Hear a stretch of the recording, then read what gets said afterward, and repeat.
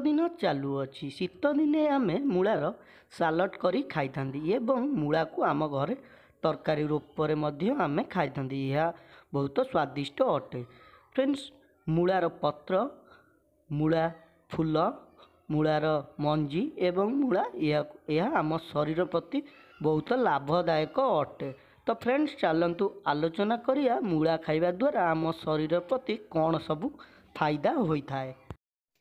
Subscribe करंतु Ayurvedic Odia YouTube channel को पाखरे थिबा बेल आइकन टी दबाई दियंतु, जहा फल कि आम चैनल वीडियो आपण सर्वप्रथमे देखिपारे एवं किछि शिक्षणीय जिनस आम चैनल द्वारा शिखिबा को पाइबे। डायबिटीज बा मधुमेह रोगी मानक पई मूला कोनोसी रामबाण रु कम नुहे।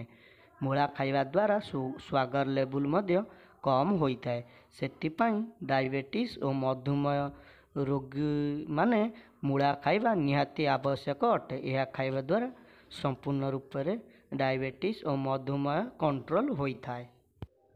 द्वितीय रे ठंडा काश ज्वर रे पीड़ित लोक मानक पई मूला खाइबा निहाती आवश्यक अटे, कारण मूला रे एंटी कंजेस्टिव बहुत मात्रा रे मिलता है। सेतिपाई मूला खाइबा द्वारा ठंडा काश ज्वर एवं जदि आपणकर कफ जमु थाए ताहले ए सब समस्या संपूर्ण रूप से दूर हो जिवो एवं आपण को बहुत आराम मध्य मिली पारे।